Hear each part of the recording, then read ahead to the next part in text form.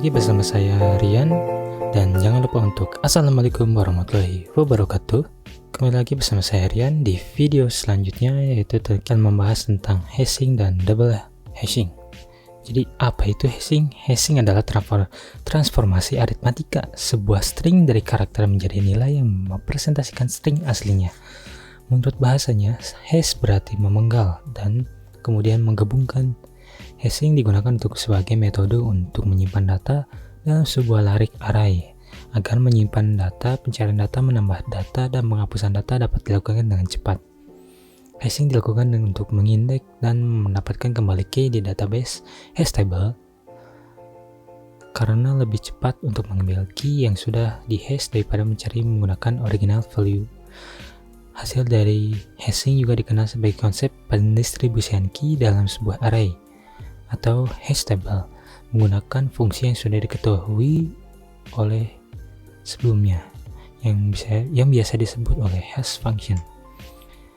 Apa itu hash table? Hash table adalah array yang dengan sel-selnya yang ukurannya telah ditentukan dan dapat berisi data atau key yang disesuaikan dengan data.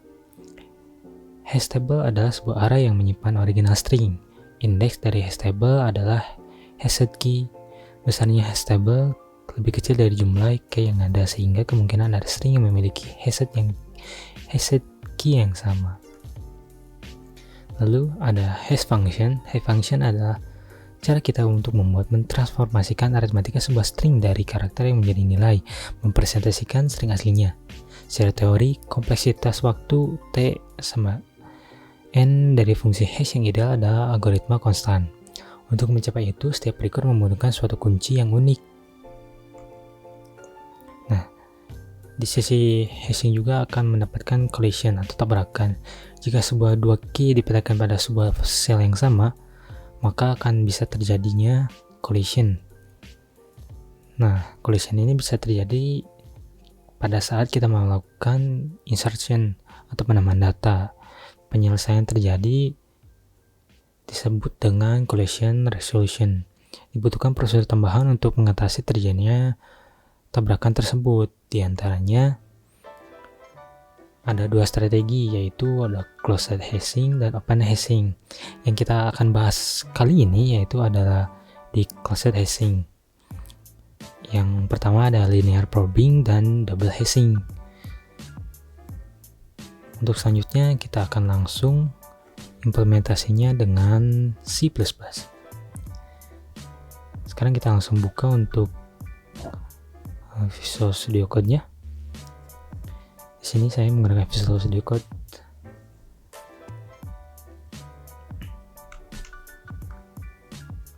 Oke, baik. Di sini sudah saya sediakan untuk codingan hashing ini. Jadi kita tidak akan ngoding dari nol, tapi kita akan membahas satu persatu fungsi yang digunakan dalam hashing kali ini. Baik. Yang pertama kita bahas mulai dari fungsi main. Di sini ada inisialisasi. Inisialisasi ini digunakan untuk membuat hashing atau hash table-nya ya. Jadi banyaknya data dalam sebuah hash table. Nah, di sini kita dibuat banyaknya ada 5. Seperti itu. Nah, di sini selanjutnya ada integer pilihan dan data. Pilihan ini untuk digunakan untuk memilih masing-masing menu yang akan kita pilih nantinya. Lalu di sini ada data. Data itu untuk inputan value untuk mempas ke parameter masing-masing function yang akan kita gunakan nantinya. Dan kita bisa coba untuk mencoba sambil di running agar kita tahu hasil yang akan didapat nantinya. Nah, di sini sudah tersedia program hashing. Yang pertama ada input data, searching data, yang ketiga delete, dan yang terakhir ada tampil data. Oke, yang pertama kita akan bahas untuk input datanya terlebih dahulu. Nah, di sini input data kita diminta untuk memasukkan sebuah inputan integer yang harus bilangan positif dan tidak boleh bilangan negatif, karena di sini sudah menggunakan validasi menggunakan if. Jika datanya kurang dari 0 maka tidak bisa ya, maka akan langsung balik lagi ke main menu. Begitu. Nah, di sini jika datanya sudah oke dan bernilai positif, maka dia akan masuk ke function input. Nah, yang pertama di function atau subprogram input ini, yang pertama dia akan mengecek terlebih dahulu apakah penyimpanannya penuh atau tidak di bagian hash table-nya. Nah, di sini akan menggunakan function cek kosong. Nah, di sini akan memvalidasi apakah hash table yang digunakan ini berisi atau tidak. Jika kosong, maka dia akan bisa langsung menjalankan inputannya untuk dimasukkan ke hash table. Dan jika tidak, maka akan menampilkan tempat penyimpanan data penuh. Sekarang kita coba untuk inputkan data, misalkan angka 5 ya. Nah, data akan masuk pada indeks kelima. Oke, mengapa bisa disimpan di indeks kelima? Sebenarnya ini penyimpanannya secara acak ya. Di sini ada fungsi pengacak. Jadi indeksnya ini akan diacak terlebih dahulu sebelum bilangan positif 5 ini dimasukkan ke indeks tersebut. Jadi di sini akan diacak terlebih dahulu. Setelah ditemukan indeks berapa, di sini pun diacaknya sesuai ya. Nanti akan mendapatkan ren itu termasuk acak ya, fungsi pengacak gitu. Dia membuka lib baru. Nah, jadi ren ini akan memanggil sebuah function yang sudah disediakan oleh IDE-nya atau library-nya dari devc. Nah, ini langsung dimoduluskan 6 gitu hasilnya gitu. Nah, nanti akan menampilkan hasil acaknya atau hasil indeksnya.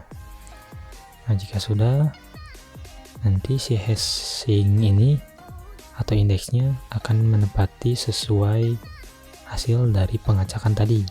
Nah, ini kita tadi memasukkan positif 5, maka akan masuk ke indeks kelima. Dan apabila kita memasukkan indeks angka 9 misalnya, nah kebetulan di angka 9 ini dia memasukkan lagi ke indeks kelima. Tapi karena indeks kelima datanya sudah tersedia, maka dia akan terjadi tabrakan. Maka jika menggunakan proses dari linear probing ini akan melakukan memindahkan data kepada indeks yang masih kosong. Seperti itu. Jika ini kan kita tadi sudah memasukkan angka 9. Nah, kebetulan dia mengarahkan ke indeks kelima. Nah, di indeks kelima ini sudah ada datanya. Tadi kan kita sudah menginputkan angka 5 dan masukkan ke indeks 5. Nah, kita memasukkan angka 9 dan dia masuknya ke indeks 5. Maka ini akan terjadi tabrakan seperti itu. Lalu cara mengatasinya yaitu dengan linear probing. Nah, ini linear probing ini dia akan memindahkan kepada data atau hash table yang masih kosong atau array yang masih kosong. Seperti kita lihat di sini indeks 5-nya terisi, maka akan dikembalikan ke indeks 1. Maka datanya akan masuk ke indeks 1. Seperti itu. Kita bisa lihat di tampilan data. Nah, di sini kita memasukkan angka 9 itu akan masuk ke indeks ke 1. Seperti itu. Nah, jika kita memasukkan angka kembali, misalkan angka 3, nah angka 3 akan masuk ke indeks 4. Nah, seterusnya begitu. Nah, kita juga bisa melakukan searching data. Misalkan kita akan mengetahui posisi angka 9 itu di indeks berapa sih, seperti itu. Kita misalkan mencari data berdasarkan indeks. Searching data dengan cara memasukkan angkanya. Kita di sini ada angka 9 2 kali dan 3 dan 5. Misalnya kita akan mencari angka 3. Nah, data ditemukan berarti datanya memang ada gitu. Nah, sekarang kita akan bisa delete data. Nah, sekarang kita masukkan data yang ingin dihapus, misalkan angka 9 ya. Nah, angka 9 ini akan terhapus dua-duanya. Seperti itu. Nah, sekarang kita akan menghapus angka kelima mungkin. Nah, terhapus, kita tampilkan kosong. Kita hapus lagi angka keempat. Oh, data tidak ada. Salah berarti 3 harusnya. Nah, data terhapus. Kita tampilkan lagi, maka semua indeksnya itu akan kosong seperti itu ya. Nah, untuk terjadi apa sih? Untuk mengatasi hal yang tabrakan itu tidak terjadi. Nah, di sini sudah tersedia pengecekan untuk hashing. Nah, indeks. Jika hasilnya tidak sama dengan -1, maka dia akan masuk ke sini. Seperti itu.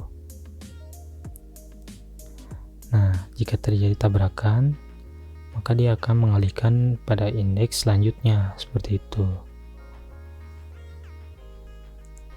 Nah, sekarang pada function searching ini digunakan untuk mencari posisi angka tersebut berada di mana. Jika ditemukan, maka akan menampilkan data ditemukan. Jika tidak, maka data akan tidak ditampilkan seperti itu, atau data tidak ditemukan.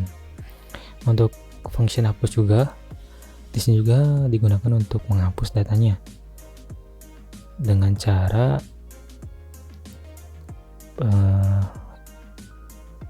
mencari sesuai indeksnya, dengan cara if hashing indeksnya sama dengan i, ini akan di looping menggunakan peruangan for. Jika ditemukan nya dengan inputan yang kita masukkan, nah maka akan dihapus menggunakan function yang ada di bawahnya seperti ini. Nah, ini hashing indeksnya berapa sama dengan dikurang 1. Kalau dikurang 1 berarti kan jadinya 0 gitu ya. Nah, jika sudah, maka isi variabel del ini akan bernilai 1 jika datanya terhapus. Kalau misalkan datanya tidak ada, maka fungsi variabel del ini berisikan nilai 0 sesuai isian defaultnya. Seperti itu. Nah, untuk tampil datanya yang menggunakan transversal, menghitung 1 sampai 5 ya.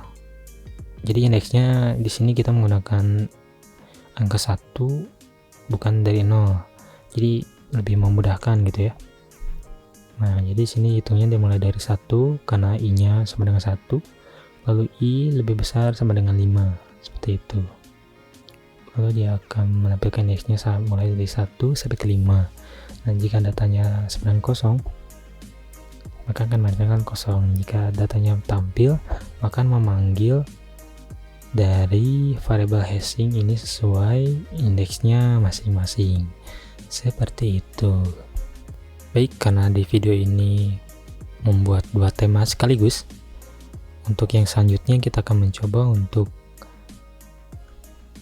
langsung mendemokan atau mengimplementasikan bagian dari double hashing. Nah, untuk double hashing ini menggunakan studi kasus yang berbeda. Di sini saya menggunakan studi kasus menggunakan angka juga, hanya berbeda dengan yang hashing yang pertama tadi. Di sini kita menggunakan hitungan modulus untuk menentukan posisi di mana titik indeksnya akan disimpan. Nah, yang pertama di sini ada private untuk bagian variabelnya. Di sini tabelnya menggunakan size yang berisikan 10. Ya. Nah, di sini hash tabelnya sama seperti tadi, menggunakan for juga untuk menentukan size tabelnya. Lalu di sini ada kondisi untuk menentukan tabelnya full atau enggak ya. Ini hampir sama kayak tadi, hanya ini lebih simpel saja gitu. Lalu di sini ada untuk metode untuk pengisian elemen dari hash table-nya gitu. Jadi di sini misalkan elemennya berapa akan dimoduluskan sesuai dengan size dari hash table-nya tersebut, seperti itu ya. Nah, jika sudah, sekarang nah ini di sini ada metode untuk mempositioning atau collision resolve menggunakan double hashing. Nah, di sini sambil kita coba saja ya, biar lebih oke. Nah, di sini kita akan menggunakan inserting table menggunakan recursive manual dengan mempas inputan integer. Kita langsung di sini. Nah, sekarang kita bisa langsung running. Nah, di sini dia menggunakan struct hash table dan inisiasi lagi menggunakan variable table 1 dan akan diinsertkan satu-satu menggunakan recursive seperti ini. Nah, di sini jika sudah di run, kita coba ya.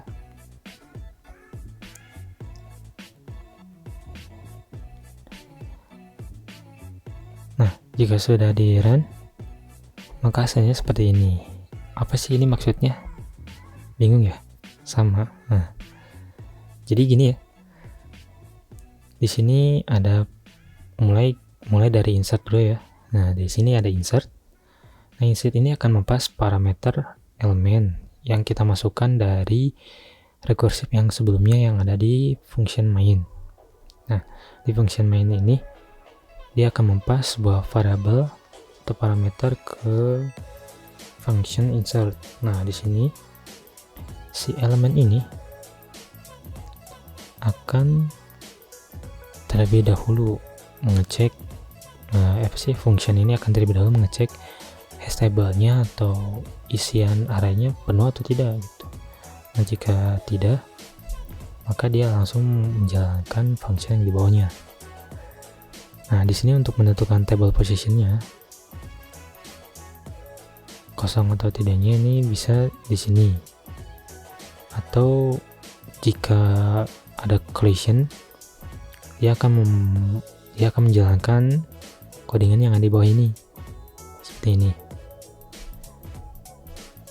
Jika terjadi collision, maka akan menjalankan double hashing ini. Nah, jadi untuk double hashing ini, yang pertama untuk memposisikannya yaitu ini di sini ada elemen. Jadi di sini ada hitungan H1. Mana ya? Oh, ini. Nah, di sini ada hitungan this mengakses H1 sama dengan parameternya elemen. Nah, di sini akan mengirimkan function ke H1 yang akan dihitung. Di sini elemen modulus size. Berarti kan kalau kita misalkan inputkan 90, kita akan menginput dulu deh ya.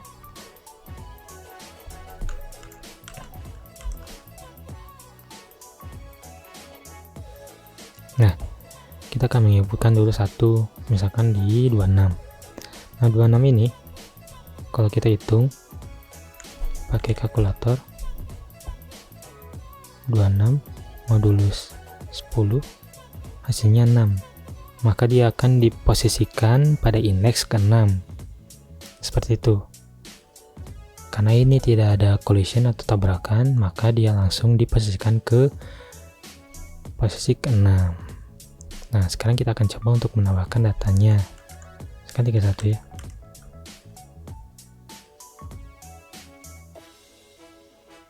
Nah, 31 juga di sini masih aman karena posisinya tidak collision dengan 26. Jika kita hitung 31 modulus 10 sama dengan 1, maka dia akan langsung memasukkan ke posisi ke-1 atau indeks ke pertama. Nah, untuk menentukan collisionnya itu ini dari sini ya. Ntar kita coba dulu 77. Oke. Misalkan ntar ya 17 mod 10. Nah, posisi 7. Nah, sekarang kita akan coba untuk mengkoliskan atau mentabrakan, apa yang terjadi? Nah, di sini posisi dari elemen ke-77, posisi ke-7 akan menemukan posisi yang baru, karena posisi 77 ini sebenarnya, karena kan dia yang pertama diinsert itu nomor 17 ya, jadi dia menepati 17 dulu, ini posisi ke-7, karena kan tadi kita hitung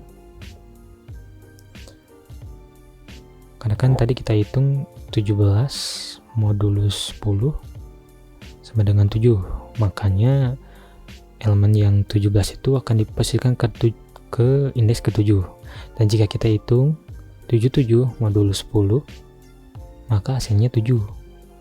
Nah, di sini akan tabrakan nih. Nah, function dari double hashing ini akan memindahkan ke posisi yang seharusnya gitu. Nah, di sini untuk menentukan posisinya, di sini menggunakan penjumlahan atau rumus seperti ini. Di sini ada I dikali dis H1 elemen. Nah, ini akan menghitung kembali hasilnya kan tadi 7 ya. Nah, ditambah. Nah, ini H2 itu dia modulus juga, tapi modulusnya dia modulus 11. Nah, modulus 11. Nah, ini dimoduluskan kembali. Jadi setelah kan kali bataku ya. Jadi dia akan ini dikali ini, dan ini hasilnya dimoduluskan dengan ini, baru ditambah ya. Nah, setelah itu, hasil akhirnya akan diposisikan di indeks tersebut, seperti itu. Begitupun seterusnya ya, sampai tidak ditemukannya collision, seperti itu. Adapun rumusnya seperti itu ya. Nah, sekarang kita bisa mencarikan posisi ya. Di sini ada search sama function search digunakan untuk menentukan atau posisi elemen dari angka yang kita inputkan itu berada di posisi berapa sih gitu. Misalkan kita 31 ya. Kita running. Nah, posisi 31 itu berada di indeks pertama ya. Ini lebih detail ketimbang yang tadi hanya menampilkan datanya ada atau enggak. Nah, di sini kita dikasih tahu untuk posisi nomor 31 itu berada di indeks berapa, seperti itu. Nah, untuk fungsinya ini seperti ini. Elemennya akan dimasukkan ke sini dan mencari posisinya berdasarkan hitungan modulus, seperti itu. Sama ini juga dihitung gitu. Nah, setelah itu untuk yang selanjutnya di sini ada remove. Nah, untuk remove juga sama. Di hashing yang sebelumnya juga menggunakan remove, di sini juga menggunakan. Hanya perbedaan dari pengondisiannya. Nah, di sini ada di search. Nah, ini untuk mencari function dari search. Nah, ini fungsinya sama. Dia juga akan menghitung kembali hasil modulusnya dan lalu ditampilkan. Seperti itu. Nah, di sini kalau misalkan sudah ditemukan posisi indeksnya ke berapa, nah, posisi indeks tersebut akan dikurangi sama dengan min 1. Hampir sama dengan kondisinya di hashing yang sebelumnya, dikurang min 1 ya. Nah, untuk displaynya ini seperti ini. Dia akan mentraversal atau menghitung for mulai dari 0. Nah, kalau ini mulai dari 0 dan menyesuaikan dengan size yang sudah kita tentukan di define di atas ini. Define size 10, maka akan menampilkan indeksnya sebanyak 10 indeks. Nah, ini untuk tampilan indeksnya seperti ini. Mulai dari 0 sampai 9. Seperti itu. Untuk pembahasan video dari double hashing cukup sekian. Sampai berjumpa kembali di next video. See you next time. Rian out.